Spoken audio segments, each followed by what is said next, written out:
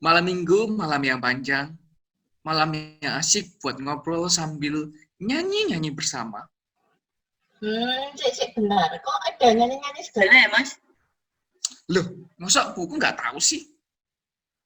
Apa beneran nggak tahu loh, Mas. Kok tumben nih Saturday Quiz ada nyanyi-nyanyinya juga?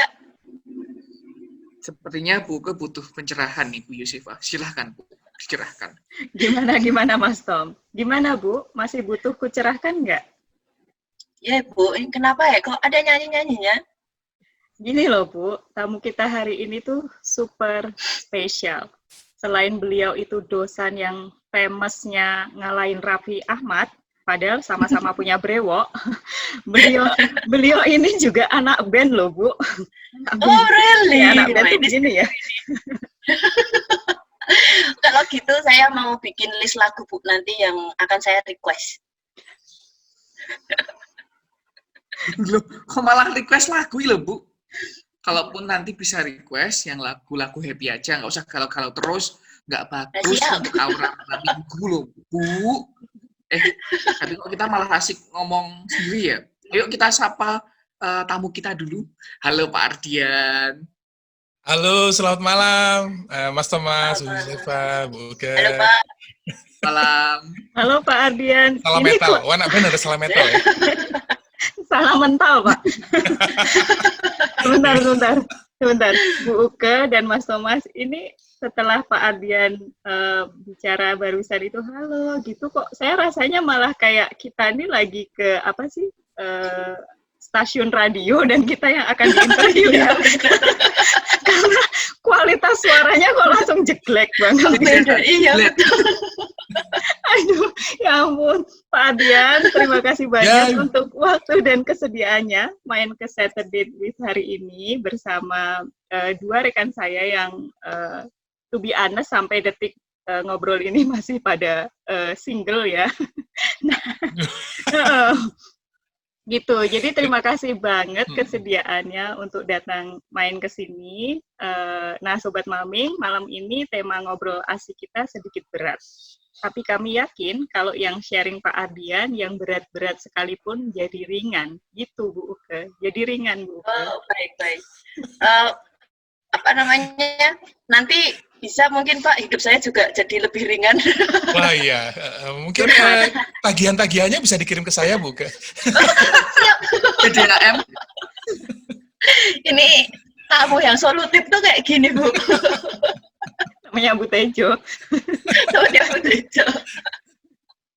Oke, ya gitu Sobat Palmin. Jadi kali ini kita akan ngobrol bersama dengan Pak Ardian, agak berat tapi pasti akan tetap seru. Jadi yang akan kita obrolkan seputar enhancing academic reading skills through extensive reading. Mantap kan? Gimana kita bisa meningkatkan skill academic reading kita lewat extensive reading. Tapi sebelum itu, Pak Ardian mohon kenalan dulu ya Pak dengan Sobat Malming. Red carpet kami persilahkan. Waduh, berat banget ini perkenalannya. Selamat malam semuanya, Ibu Yusifa terima kasih, Mas Thomas, Bu Uke. Nama saya Ardian, lengkapnya Ardian Wustiawan sih. Lahir di Malang, beberapa tahun yang lalu gitu ya, kalau saya sebutkan rasanya jadi kelihatan tua banget, jadi saya nggak mau menyebutkan usianya dan tanggal lahirnya.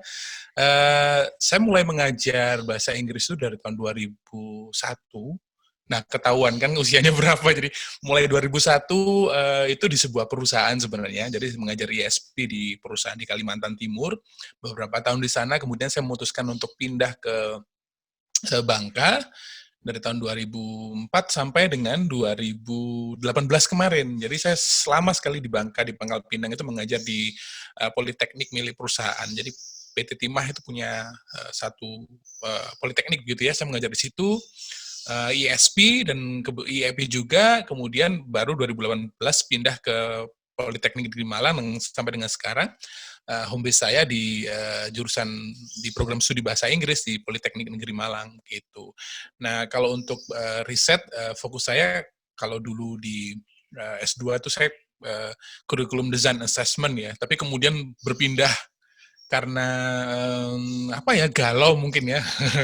Jiwa muda, galau, kemudian larinya ke social psychology. Baru kemudian sedikit bergeser karena waktu di sana juga terlibat proyek untuk bidang leksikografi, jadi ada kaitannya antara ESP, EAP, leksikografi, mainan korpus untuk spesifik language gitu ya, kemudian juga akhir-akhir ini saya sering memberikan pelatihan untuk academic writing sama workshop-workshop ya begitu deh, keliling-keliling sambil ngamen-ngamen untuk memenuhi tagihan tadi itu Bu Ke. Jadi nggak sih sebenarnya untuk berbagi gitu. Gitu Bu Ke ya. Oke, terima kasih Pak Ardian. Kalau saya cerita 2001 saya di mana, jadi kelihatan juga bedanya nanti. Di mana Jangan, Mas, coba? jangan disebutin Mas, saya yang Oke. Di mana nanti Mas saya Thomas? krisis ya. Tapi Saya masih kelas 1 SD. Astagfirullah. Tuh kan, jangan disebutin Mas. Oke lah. 2001 itu saya masih berjuang menyelesaikan skripsi akhir saya. Ya, nggak beda-beda jauh ya. Iya. Ya itu, saya bisa nebak kok umurnya berapa. 11-12 sama saya. 11-12 gitu ya. Ya, guru SD-nya Mas Thomas lah. Iya. Oke. 17 tahun kan Pak kita ya? 17 tahun Iya. kita ya? Sementara Mas Thomas 2001 itu 20 look. Wih. 20 look. 20 look loh. Jahat. Oke, Pak Ardian, terima kasih ya untuk perkenalannya. Oke, ngomong-ngomong Pak Ardian kan memang mengajar kelas academic reading ya. Betul. Boleh ceritakan dulu mungkin bagaimana rasanya mengajar academic reading? Kan katanya academic reading itu menantang ya, apalagi nature membaca itu masih sulit, masih banyak orang yang belum suka membaca. Monggo diceritakan Pak. Betul. Sangat-sangat menantang loh Mas Thomas. Sebenarnya saya ajarkan itu bukan academic reading ya, tapi lebih ke academic writing. Tapi di dalam workshop saya itu saya selalu menekankan bahwa masalah writing itu bukan masalah writing. The problem of writing is actually the problem of reading. Masalah menulis itu akarnya dari membaca gitu. Mau disuruh teknik menulis apapun, diajari model menulis apapun, kalau membacanya bermasalah dan membacanya kurang, itu pasti hasilnya nggak akan baik. Jadi seluruh masalah kehidupan kita itu ada di reading sebenarnya. Jadi saya membesarkan ini aja. Seluruh masalah akademik loh. Maksudnya kalau kita berbicara tentang konten keilmuan itu ada di reading. Kita berbicara tentang rhetorical gitu ya, kita berbicara tentang function, tentang sentences, tentang vocabulary, itu ada di reading. Jadi apapun itu muaranya ada di situ. Jadi ketika saya mengajar academic writing itu selalu yang saya bicarakan bukan writing-nya melulu, bukan tentang menulis, tapi bagaimana kita ini bisa membaca dengan baik sih gitu. Karena membaca akademik itu kan berbeda dari membaca yang seperti membaca koran gitu ya. Kita harus ada tujuannya, kita harus benar-benar tahu apa yang kita cari di dalam situ, di dalam materi-materi bacaannya. Kita harus menyerap bukan saja vocabulary dan frasa dan lain-lain konten gitu ya, tetapi juga menjadi kritis di dalamnya itu supaya kita bisa engage dengan bidang keilmuan yang kita dalami seperti itu. Nah, yang menarik adalah saya selalu berpandangan bahwa extensive reading itu pendekatan yang sangat-sangat menarik untuk diaplikasikan di dalam academic reading. Karena hanya dengan pendekatan extensive reading itu si pembaca punya motivasi untuk mencari konten-konten yang terkait dengan apa yang dia sukai dan dia teliti tentunya ya, dia teliti. Dan kemudian yang lebih penting dari itu sebenarnya motivasi. Membaca adalah motivasi juga. Ketika kita berikan assign text gitu ya, kita minta membaca, biasanya mahasiswa atau pembaca itu kurang suka dengan apa yang dia baca, kurang menikmati dengan itu. Tapi kalau dia diberikan arahan, diberikan panduan kata kunci saja atau tema, kemudian diberikan keleluasaan untuk mencari apa yang dia baca, itu biasanya akan lebih luas dan kemudian dia lebih mampu untuk mencari bahan-bahan materi-materi yang relevan dengan apa yang dia ingin kejar gitu. Jadi sangat-sangat menantang sih, terutama terkait dengan tadi Mas Thomas yang disampaikan Mas Thomas bahwa sebenarnya minat membacanya itu masih sangat rendah sekali, dan kebetulan juga kalau minat bacanya rendah maka skill untuk membacanya juga tentunya akan perlu banyak dikoreksi dan diperbaiki gitu Mbak ya, diberikan feedback bagaimana membaca akademik dengan baik itu seperti apa sih, terutama membaca akademik yang ekstensif. Jadi saya membuat sendiri istilah extensive academic reading gitu. Academic reading yang ekstensif gitu, yang ya udah bebas-bebas saja cari, dan itu menjadi penting karena si pembaca itu juga harus mampu untuk mencari bahan bacaannya, untuk searching for contents gitu. Seperti itu. Oh, serius banget ya hari Sabtu ngomongin yang berat-berat ya. Iya betul Pak. Berat banget Terutama tadi tiba-tiba juga lalu bawa sumber permasalahan itu tadi ya. Jadi sumber permasalahannya itu semua ada di reading gitu ya. Bukan mungkin sumber permasalahanmu ada di reading, Bu. Reading mind, reading your soulmate gitu. Artinya Pak, iya, the problem is reading the minds and hearts. Itu udah dicatat. Tapi buat saya lain bukan. Buat saya reading the bills. Jadi membaca tagihan itu, waduh ini berat. Lebih sulit itu. Berat. Jadi kalau saya daripada reading the bill, mending reading soulmate itu tadi ya. Belum ada. Itu lebih susah dipahami loh. Ini kan abstrak buat Bu Uke kan Pak. Jadi kalau reading the bill itu kan sangat bisa dilihat itu ya. Aduh, rasanya berat gitu. Baik, luar biasa. Oke, nah tadi kan Pak Ardian menyampaikan tentang academic writing, academic reading, lalu bagaimana ya istilahnya bagaimana situasi yang ada ya, dalam artian kalau misalnya membacanya kurang, itu juga akan istilahnya mempengaruhi kemampuan membaca yang kurang, lalu larinya juga ke motivasi ya gitu. Lalu tadi Pak Ardian mengatakan came up with extensive academic reading ya. Jadi bagaimana membaca reading akademis atau mungkin bacaan-bacaan akademis begitu, tapi extensively. Nah, strateginya bagaimana Pak yang digunakan Pak Ardian sendiri di kelas Bapak? Iya, biasanya mereka yang membaca untuk hal akademik itu pasti punya tujuan ya, entah itu menyelesaikan proyek, entah itu menulis artikel, begitu. Jadi mereka sudah punya tujuan. Tapi biasanya karena belum terbiasa membaca secara akademik itu, mereka tidak punya kerangka untuk mendapatkan informasi apa yang harus mereka dapatkan ketika dalam proses membaca. Nah, di dalam academic reading itu ada dua hal yang harus dilakukan oleh si pembaca. Yang satu adalah critical reading, begitu ya. Jadi engagement dengan ide-ide yang ada di dalam bahan bacaan itu. Jadi mendapatkan ide, kemudian melakukan kritik gitu terhadap ide-ide yang disajikan.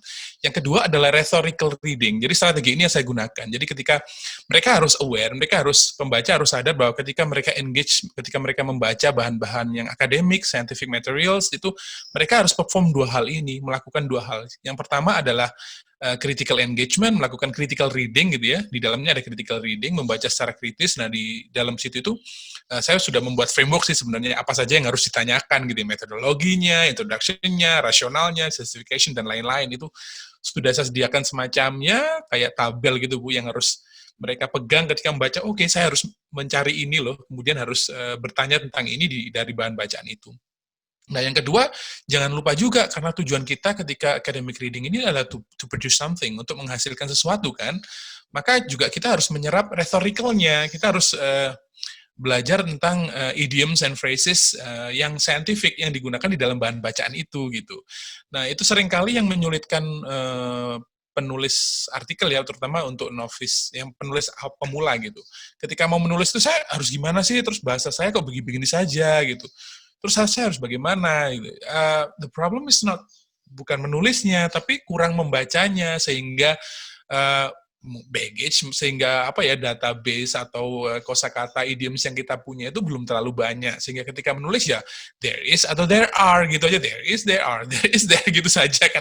Padahal ada banyak, there are traditions, istilah-istilah yang idioms-idioms yang scientific yang sebenarnya bisa digunakan di dalam dan bisa didapatkan dari proses membaca itu. Jadi dua strategi itu yang saya gunakan, Bu Yusefa. Setiap kali membaca di dalam workshop itu saya minta ketika nanti membaca please diingat bahwa kita harus aware bahwa kita melakukan dua hal ini, meskipun ini kita membacanya untuk ya ekstensif sih, semuanya memilih, semuanya bahan bacaannya kita yang mencari gitu, tapi ketika membaca itu kita harus ingat bahwa kita punya kerangka ini, kita harus punya dua hal yang harus kita lakukan, being critical dan kemudian menyerap rhetoricalnya gitu.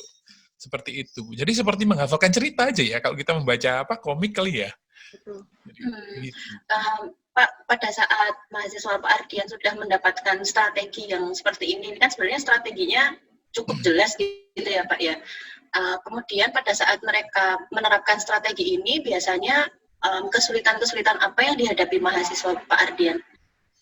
Oke. Dua hal ini. Kalau yang untuk, jadi karena ada critical reading gitu ya, terus kemudian ada rhetorical reading tadi. Kalau yang rhetorical reading mungkin mereka lebih mudah untuk mahasiswa, karena mereka tinggal menulis gitu ya, frasa idioms yang mereka temukan, oke, ini bisa digunakan di bagian introduction. Kalimat seperti ini bisa digunakan di bagian methodology misalnya. Sambil membaca mereka bisa menyerap itu. Nah, di bagian critical ini yang paling sulit, karena mereka selalu beranggapan bahwa being critical is nitpicking. Critical adalah mencari-cari kesalahan, padahal bukan, ini adalah merit, jadi kita harus bisa menimbang ini baiknya apa, tidaknya apa gitu, kurangnya apa. Nah, di bagian ini yang saya kira pembaca kita masih butuh banyak latihan. Kalau mencari kesalahan rasanya saya juga bisa gitu ya. Semua bisa. Tapi giving merit ya, memberikan ini bagus gitu ya, karena ini terkait dengan ide apa, terkait dengan konsep apa, itu yang sebenarnya sangat-sangat sulit gitu. Bahkan saya sendiri mungkin harus masih belajar banyak untuk hal semacam itu gitu. Itu juga yang menjadi tantangan buat pembaca dan mahasiswa sih. Dan secara umum juga kita semua saya kira untuk being well balanced dalam proses being critical itu sangat-sangat susah sekali itu. Oke. Ih, keren banget. Saya jadi pengen melipir loh ini. Melipir apa, Bu? Waduh, mari kita melipir bersama-sama. Melipir ke Malang, lalu duduk di kelasnya Pak Ardian gitu. Wah, ini tuh saya butuh ini loh. Jadi saya termasuk sobat Malming ini yang butuh pencerahan tentang ketika membaca akademik itu nggak cuman membaca lalu being critical itu kayak nyari-nyari kesalahan gitu loh. Saya tuh kadang kalau membaca itu ya gitu Pak. Jadi fokus saya emang kayak yang Pak Ardian sampaikan tadi, hanya sampai sebatas kayak mencari-cari kesalahan. Bahkan profesornya aja saya cari-cari kesalahannya waktu baca itu kan. Ini terbiasa mencari kesalahan suami katanya Bu. Enggak sih. Kalau itu enggak, Pak. Atau mungkin iya ya. Nanti saya berfleksi. Oh, dari academic reading langsung beloknya ini banget loh. Maklum, rider ya. Jadi beloknya tuh ekstrim banget. Langsung kenceng. Beloknya langsung ekstrim. Kok nggak nyambungnya misalnya nyari-nyari kesalahan di reading, nyari-nyari kesalahan hidup gitu loh, Pak. Sebelah saya ini biasanya. Oke. Baik. Nah, Pak, kami juga pernah membaca beberapa referensi tentang meningkatkan academic reading skills melalui extensive reading ya. Nah, menurut Pak Ardian nih, apa betul extensive reading itu bisa membantu academic reading mahasiswa? In what ways? Atau konteks extensive reading yang seperti apa? Tadi sebenarnya sempat disinggung sedikit tentang extensive academic reading ya. Apakah itu atau ada extensive reading yang lain? Gitu. Oke. Saya kira prinsip yang sering saya gunakan di dalam extensive academic reading itu kebebasan si mahasiswa untuk mencari bahan bacaannya gitu Bu ya. Yang sulit di dalam proses membaca dan menulis ini sebenarnya kan mencari gitu. Kan kita nggak mungkin mahasiswa itu harus bergantung pada dosennya untuk bahan bacaannya ya. Ketika mereka misalnya diminta untuk menyelesaikan project. mereka nggak bisa terus-terusan datang ke dosennya kemudian mana yang harus saya baca gitu, kemudian minta bahan bacaannya, terutama di waktu-waktu malam minggu ya, itu kritikal karena dosen nggak boleh diganggu di malam minggu itu, waktunya writing, kata Mas Thomas gitu. Kebalik kayaknya. Harusnya kebalik ya? Mahasiswa yang nggak boleh diganggu, Pak Malmi. Oh, kebalik ya. Ini dosanya nggak mau kalah sama mahasiswanya. Iya sama, nggak boleh diganggu di malam minggu. Nah, kembali lagi proses tadi. Nah, ini yang harus kemampuan untuk mencari ini yang kemudian harus satu motivasi gitu ya, pengaruh ke motivasinya. Dia mahasiswa akan lebih termotivasi ketika dia bisa mencari dan mendapatkan bahan-bahan bacaan yang relevan dengan apa yang dia suka gitu. Pertama apa yang dia tekuni, apa yang dia lakukan dalam proses penelitian misalkan atau dalam proses menulis. Yang kedua, kemampuan untuk mencari ini sebenarnya yang penting, menjadi independen independent readers bukan hanya dari sisi proses membacanya, tetapi juga mencari bahan bacaannya gitu. Sehingga mahasiswa itu nggak lagi menunggu dosennya untuk memberikan materi, mana bahan bacaan saya enggak, tapi mereka secara mandiri bisa mencari, browsing di internet, mencari artikel, itu lebih penting lagi gitu.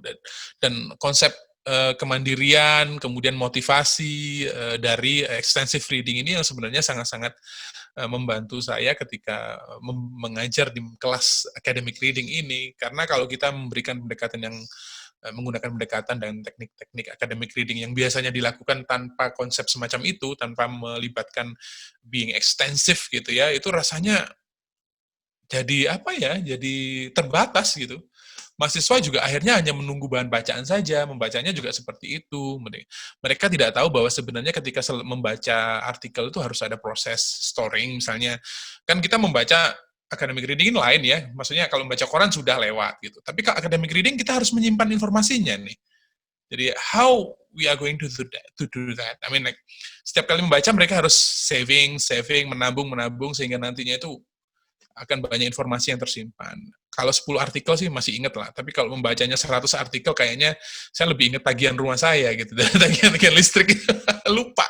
Konsep-konsepnya apa lupa, jadi penting sekali untuk manajemen informasi di dalam proses membaca itu juga. Nah, Pak Ardian, ini kalau yang saya amati ya, dari pengalaman bersama mahasiswa nih, Oke, katakanlah kemandirian sudah dapat, lalu motivasi sudah ada. Nah, tapi kadang saya lihat itu beberapa mahasiswa itu seperti clueless. Mereka mandiri untuk pergi ke internet mencari source. Hanya kadang mereka mengatakan, Miss, jadi saya udah ke Google tapi saya nggak nemu apa-apa gitu. Lalu saya tanya, kamu kata kuncinya apa? Bahkan untuk menentukan kata kunci, kadang mereka masih belum mampu. Itu yang pertama. Atau yang kedua, misalnya, jadi kira-kira jurnal mana yang tepat untuk mendukung proyek saya atau topik saya gitu. Lalu yang ketiga itu lebih ke misalnya begini.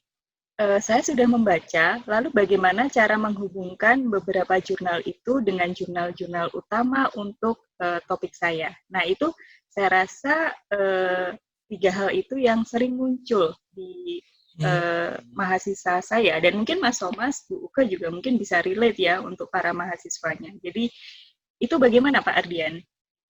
Iya, saya kira itu problem yang dialami oleh banyak mahasiswa, termasuk mahasiswa juga sih. Pertanyaan yang terkait dengan sebelum mereka menghubungkan dengan artikel lain ya, konsep-konsep lain yang ada di dalam bahan bacaan lain, mereka selalu bertanya, poin utamanya apa sih di dalam artikel ini begitu. Itu nggak jauh-jauh. Saya biasanya, kalau kamu pengen mendapatkan poin utamanya, nggak usah jauh-jauh, baca aja kata kuncinya apa gitu, keywords-nya, karena itu pasti dipilih oleh si penulis, ekstrak gitu ya, diekstrak oleh si penulis, dan itu merepresentasikan isi dari bahan bacaan itu gitu. Ya, setidaknya dari mengintip kata kunci, kemudian judul itu kita sudah bisa menebak apa sih esensi dari artikel yang sedang dibaca. Ya. Kemudian saya selalu meminta mahasiswa untuk membaca tujuannya. tujuan dari artikel. Coba kalian cari tujuannya apa di dalam artikel ini, tujuannya apa, karena disitulah sebenarnya apa ya, ruhnya gitu ya, ruhnya apa yang dilakukan oleh si penulis di dalam artikel ini pasti dituliskan di dalam tujuannya. Kalau nggak ada tujuannya itu saya kayak nggak ada tujuan hidup gitu ya. Jadi tujuan artikel itu yang menjadi yang kemudian menjadi titik di mana kita bisa oke, tujuannya begini, maka kita bisa mencari dari kata kunci juga itu kita bisa mencari artikel-artikel lain yang relevan gitu ya, kemudian bisa mencari menghubungkan dengan artikel-artikel lain yang mungkin sama atau berbeda seperti itu. Jadi sekarang juga yang menarik banyak sekali search engine yang sudah based on database ya, mengelompokkan artikel bahan bacaan itu berdasarkan topik gitu. Jadi kalau ada kesulitan terkait dengan misalnya lead review gitu ya, itu saya kira hari gini gitu ya, hari gini tuh nggak ada masalah lagi karena kita bisa sudah punya knowledge map namanya yang kita tinggal klik satu kata kunci, mereka kontennya itu sudah ngelompok berdasarkan tema gitu. Jadi kita tinggal klik, temanya udah ngumpul semua gitu. Jadi itu saya kira itu solusi untuk masalah membaca juga ya di extensive reading. Saya pengen melipir lagi. Kali ini melipir semakin mendekat ya. Luar biasa. Serius banget ya bahan bacaannya, bahan diskusinya serius banget. Enggak Pak, keren, tapi keren. Ini saya rasa pendengar pun bakal sangat terinspirasi ya, karena ternyata kami menemukan sebenarnya target audience kami kan guru atau dosen, tapi ternyata mulai banyak mahasiswa yang pada mengikuti podcast ini. Jadi kami rasa ini sangat penting untuk diketahui mereka. Betul. Ya, Pak Ardian, kembali lagi tentang academic reading ya. Kebetulan ini kami menemukan penelitian yang dilakukan oleh Napilo. Mohon maaf kalau salah untuk penulisnya, walaupun tidak akan dengar ya mungkin di Mozambik. Di Mozambik ya, jauh banget ya. Ya betul. Itu apanya Jogja Mas? Nggak tahu ya Pak, kayak ngelompat jauh banget. Dari hasil penelitian mereka ini, mereka menunjukkan bahwa anak-anak atau orang-orang yang membaca luas atau extensive reading itu menunjukkan hasil reading speed yang tinggi, dan itu mempengaruhi skor academic reading comprehension mereka. Kalau menurut Pak Ardian bagaimana tentang penemuan ini atau hasil penelitian ini? Ini ada skalanya nggak? Setuju, tidak setuju gitu? Nggak ada ya? Biasanya bisa tekan tombol. Bisa,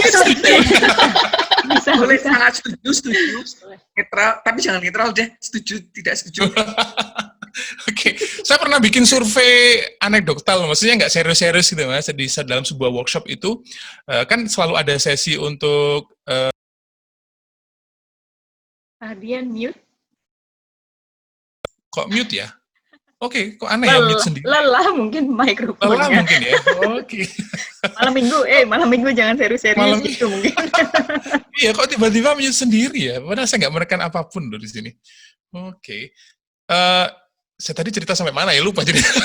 Oh iya, di satu sesi workshop itu saya pernah membuat satu survei yang anekdotal gitu, yang mainan-mainan aja gitu untuk melihat apakah si peserta ini pernah membaca sebelumnya gitu atau mempunyai kebiasaan untuk membaca gitu.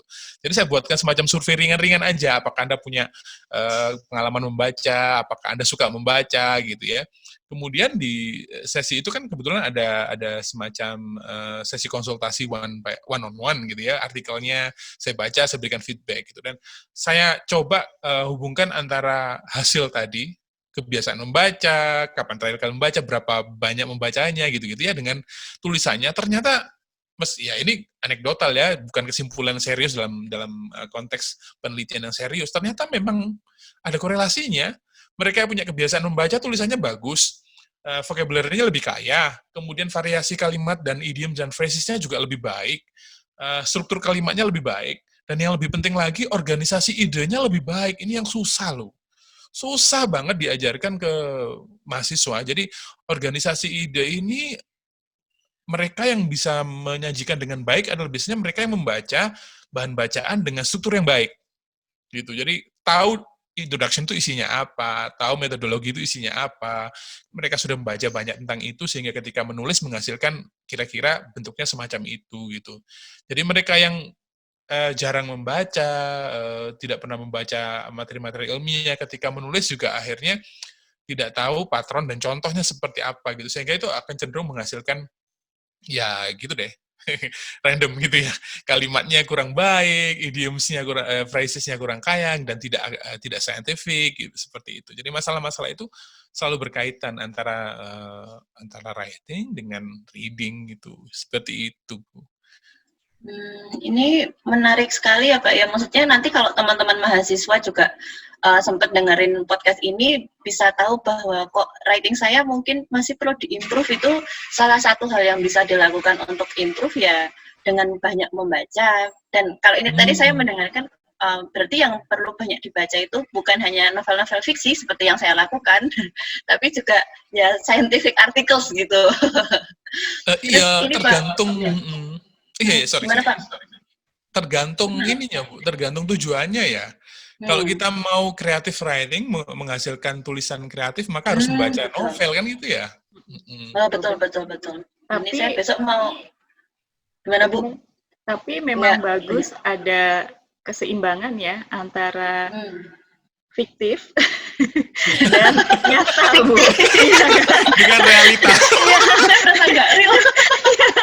Iya kan, Bu. Jangan terlalu banyak fiktif itu tadi maksud saya. Iya. Kita nggak boleh terlalu halu gitu ya.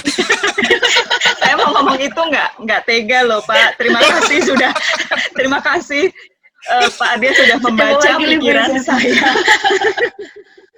Betul, tapi saya setuju dengan Bu Uke bahwa konteks membaca itu memang tidak hanya seperti membaca novel begitu ya, tergantung maknanya. Ketika memang harus akademik, berarti extensive reading pun bisa bergeser dari yang misalnya novel, fiktif, non-fiktif, tapi cerita, bergeser kepada artikel-artikel atau jurnal-jurnal, atau bahkan buku-buku yang berhubungan dengan topik ya. Gitu. Betul. Terus pengalaman saya sendiri itu pada saat membaca luas, tentunya buku-buku atau sumber bacaan yang berbahasa Inggris gitu ya. Jadi kosakata saya juga akan menjadi lebih kaya gitu. Jadi akan membantu untuk memahami bacaan ilmiah yang selanjutnya gitu.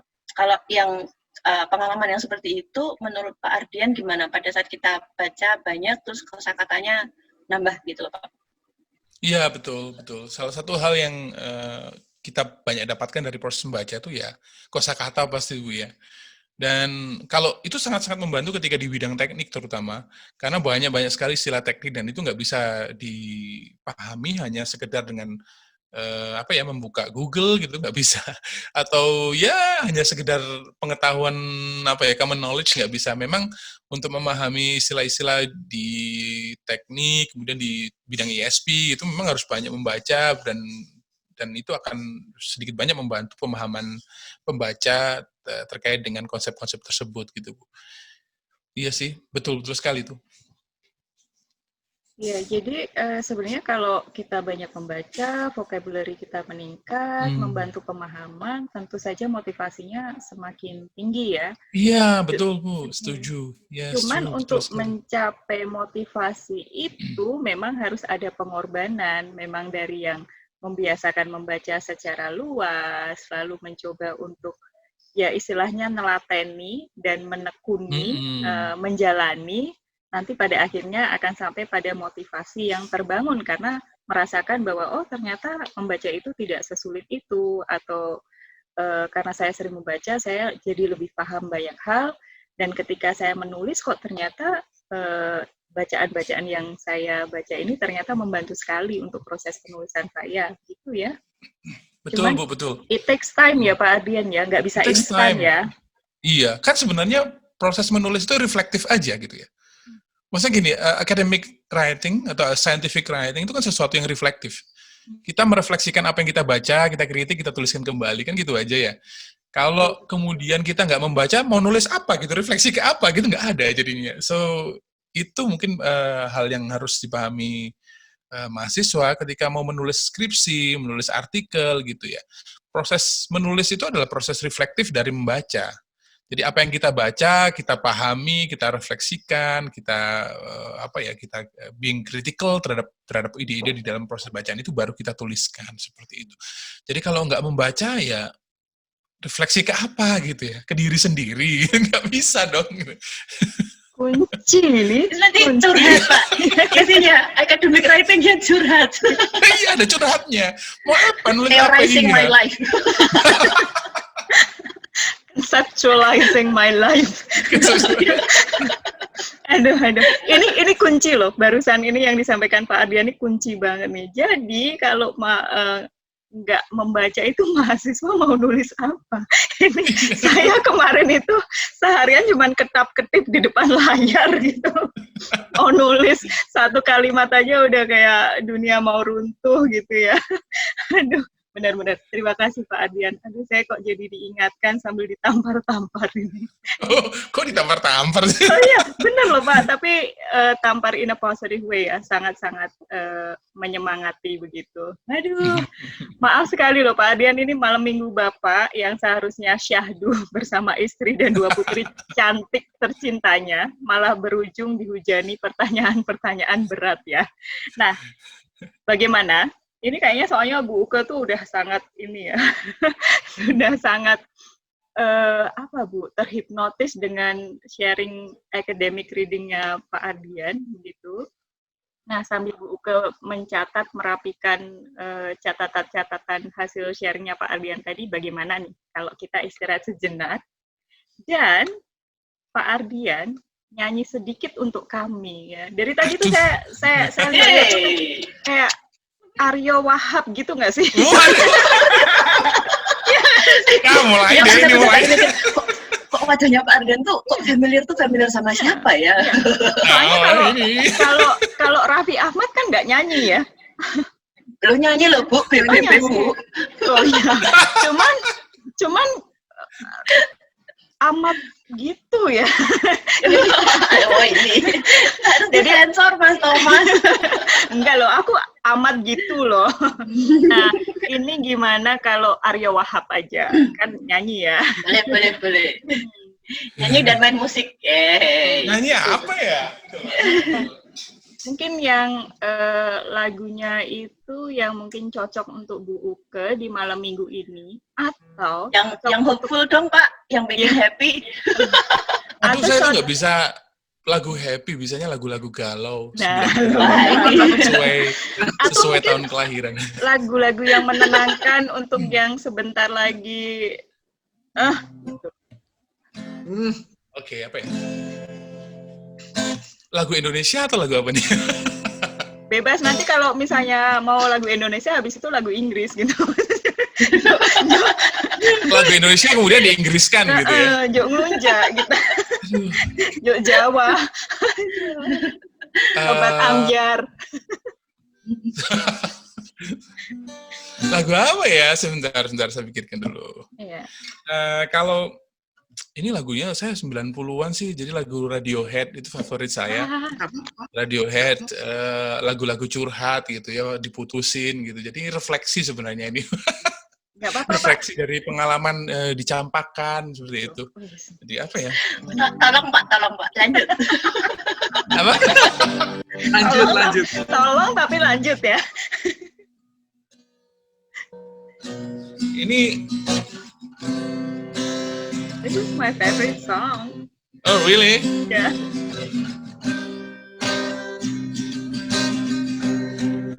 We were here before. Can look you in the eyes. You're just like an angel. Your skin makes me cry. Flow like a feather in a beautiful world. I wish I was special. You're so very special. 'Cause I'm a creep.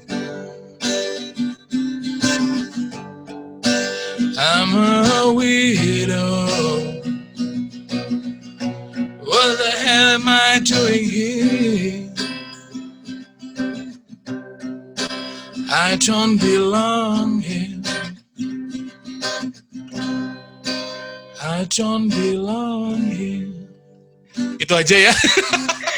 Mantap. Jangan panjang-panjang. Bentar Pak Adian, saya cek dulu. Isin aku. Coba buka di Zoom matanya basah apa enggak? Coba. Buka, coba. Langsung dihapus, Bu. Kalimat terakhir tuh I don't belong here itu langsung neng pojokan, tutupan korden ya Pak. Karena ngukuri tembok. Ya ampun, keren banget ini mah, luar biasa. Mantap. Speechless. Ya, Aduh, betul, maaf. speechless. Aduh. Sangat Tapi itu multi-talented. lagu kesukaan saya loh Pak Adian. Terima kasih. Oh iya, ya. kenapa, Bu? Enggak sih, waktu Wah, ini ngajak curhat lah dia. Bukan ini mencoba mencari tahu ini. Kenapa, Bu? Jadi begini Pak Adian, dulu itu saya ini Langsung lap-lap berikat gitu ya. atau begini ya. Enggak sih, ini lagu waktu saya masih single, masih zaman saya muda. When I was young. Iya. Once upon a time. Coba saya mau tanya nih, Bu Uke sama Pak Thomas, kenal nggak lagu ini? Aku tahu, Bu. Tahu aja. Tahu? Saya taunya lagunya Raffi Ahmad yang BBB, Bu. Baik, berarti saya, Pak Ardian dan Mas Thomas itu satu ini ya. Seumuran. Satu Ini. saya cuman ini loh. Seumuran. Saya cuman ini loh. Satu ini loh Mas Thomas. Nggak perlu baper gitu. Oke. Nah, berarti DUK ini zamannya di bawah kita banget ya. Iya, jauh. Makasih ya, Bu. Aku seneng ya dipanggil Sesuai pilihan lagunya Bu Uke tadi, BBB tadi. Tapi ngomong-ngomong tentang BBB, berarti Raffi Ahmad itu loh, malah bahas Raffi Ahmad.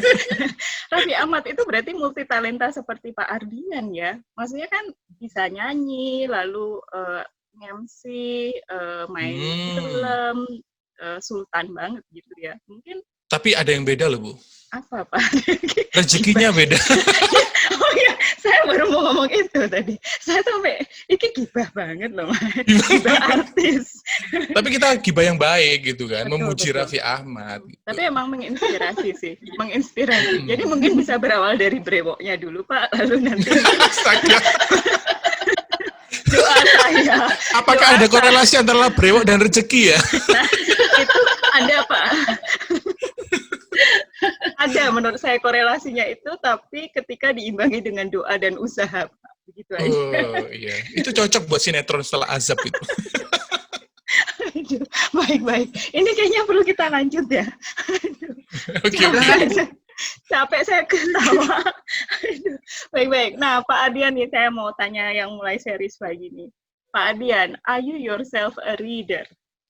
Yes, I am. Bukan rider ya, tapi reader. Oh iya, reader dan rider gitu. Dua-duanya berarti ya sama kayak Mas Thomas sebenarnya gitu ya. Reader dan rider. Oke. Ya reader, ya sangat-sangat suka sekali membaca. Sebenarnya di sebelah saya ini malah my private library. Pas di sebelah kiri ini perpustakaan ya kecil-kecilan tapi ya lumayan menghibur gitu sih. Tapi saya termasuk reader yang aneh, kata istri saya gitu. Karena kita sama-sama dari jurusan bahasa Inggris ya. Istri saya juga dari bahasa. Dia mengambil konsentrasi sastranya, saya ngambil linguisticsnya gitu. Karena honestly, saya kurang suka membaca novel. Jadi saya suka membaca buku yang scientific. Aneh. Dan itu menurut saya, wah aneh banget buku kayak gitu dibaca. Enggak, saya tuh suka apa ya, membaca pemikiran orang gitu, apa yang dituang, ide-ide apa yang disampaikan di dalam suatu buku itu saya suka sekali. Fiksi juga suka, tapi nggak semuanya gitu ya. Itu juga sebenarnya pengaruh ke preferensi film yang kita tonton gitu. Jadi jenisnya akan berbeda. Suka drama satunya, saya sukanya film-film yang action dan fiksi seperti itu. Lalu dari bahan bacaannya, saya lebih suka yang kalaupun yang novel, mungkin novel-novel yang lebih apa ya, fiction kali, bukan fiction, apa namanya ya, yang Da Vinci Code gitu, genre-nya semacam itu. Jadi bukan cerita yang drama, tapi ada unsur-unsur bukan mikir ya, semuanya juga mikir. Siapa ya namanya? Susah ya digambarin. Tapi saya lebih suka buku yang scientific sih, buku-buku scientific gitu. Karena menarik buat saya, menarik. Oke. Nggak tahu kenapa. Kalau boleh jujur, sama Pak. Saya juga suka yang kayak gitu, yang Da Vinci Code, yang mikir-mikir yang bikin saya, oh gitu ya, banyak Ya, penemuan betul. baru dari baca novel itu. Dan film-film yang nggak ada endingnya ya Mas ya? Betul, bagus. Yang nggak happily ever after gitu loh. Selalu filmnya itu ya bahagia selamanya. Kok nggak menarik sih? Nggak apa serunya bahagia gitu loh. Kita tuh harus halu gitu. Sebentar. Tadi Pak Ardian kan jurusan linguistik, selalu isi literatur Sastra, ya. betul, literature. Ya, Mas betul. Thomas kan selera membacanya seperti Pak Ardian ya. Kalau calon nyonya seleranya yang seperti apa Mas Thomas? Iya, ini. Hampir sama sih, Hampir juga sama. sastra gitu. Nah sekarang Bu Uke kayaknya juga sastra gitu ya pilihannya? Iya, Bu. Ya udah. Terus apa yang satunya gimana ya? Udah tahu kesimpulannya kan? Jadi udah tahu bagian kesimpulannya kan? Gitu. Iya, tahu. Harus dari linguistik berarti. Apa sih? Diperjelas banget. Nah, implication-nya ini tadi kan conclusion-nya sudah ya. Nah, mungkin implication-nya Pak Ardian kira-kira punya teman linguistik nggak Pak?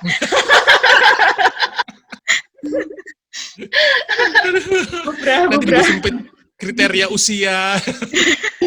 Nggak perlu Pak. Pak. Antar recording aja Pak.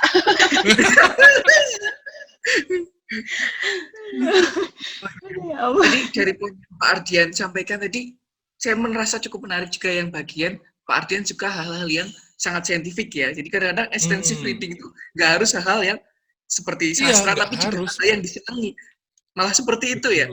Berarti oke, saya akan lanjutkan itu. Karena saya kadang-kadang juga suka ya baca yang artikel kayak Pak Ardian gitu. Jadi mungkin kita agak mirip ya Pak. Tos dulu Pak. Tos dulu. Ya udah. Tos virtual.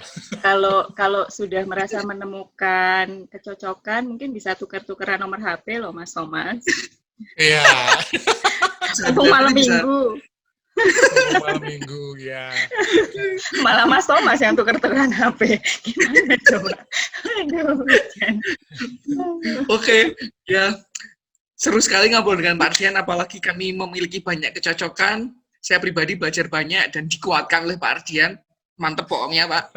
Tapi sebelum kita akhiri sesi kali ini, boleh ya Pak, mungkin menyampaikan pesan untuk para mahasiswa, terutama yang sedang mengambil kuliah academic reading dan writing juga, kira-kira pesan apa yang bisa disampaikan dan dihubungkan dengan extensive reading?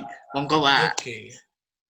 Ya, jadikan membaca itu seperti kebiasaan makan Indomie. Kan makan sebagai anak kos, kita makan Indomie tiap hari ya gitu ya. Saya kira yang paling dekat dengan mahasiswa itu adalah makan Indomie. Jadi saya ingin mengilustrasikan itu dengan makan Indomie. Membaca itu seperti makan Indomie gitu. Jadi kalau kita sebagai anak kos, saya dulu juga pernah mengalami hidup sebagai anak kos, itu kalau nggak makan Indomie satu hari itu rasanya ada yang hilang gitu.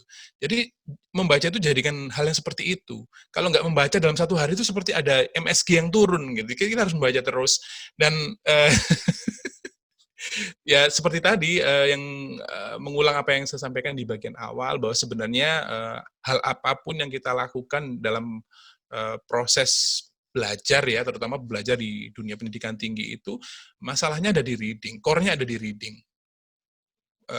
Proses berpikir, menemukan ide, menulis, berbicara, mendengarkan pun itu akan terbantu kalau kita baik di proses membacanya. Jadi banyak membaca, kemudian membaca dengan baik, membaca dengan strategi, terutama ekstensif gitu ya, yang atas kemauan kita sendiri, adventures, mau mencari bahan-bahan bacaan yang seasik mungkin dan sebanyak mungkin, itu akan membantu kita untuk tumbuh menjadi orang yang keren gitu. Supaya malam minggunya juga keren.